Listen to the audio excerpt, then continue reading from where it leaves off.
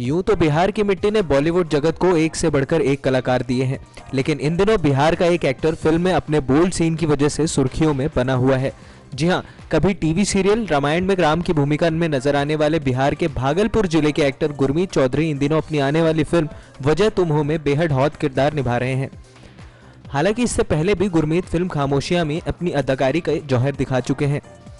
वैसे इस फिल्म में वो अपनी एक्टिंग से ज्यादा फिल्म में दिए गए बोल्ड सीन्स की वजह से चर्चाओं में है।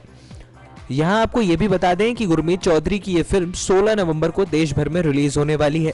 वैसे इस फिल्म को 2 हफ्ते पहले रिलीज होना था, मगर सरकार द्वारा नोटबंदी के फैसले के बाद फिल्म की डेट बदलकर 16 दिसंबर कर दी गई। वैसे दर्शकों में इस फिल्म को लेकर खासा उत्साह नजर आ रहा है, क्योंकि फिल्म में गुरमीत के अलावा अभिनेता शर्मन जोशी भी अहम किरदार में नजर आ रहे हैं।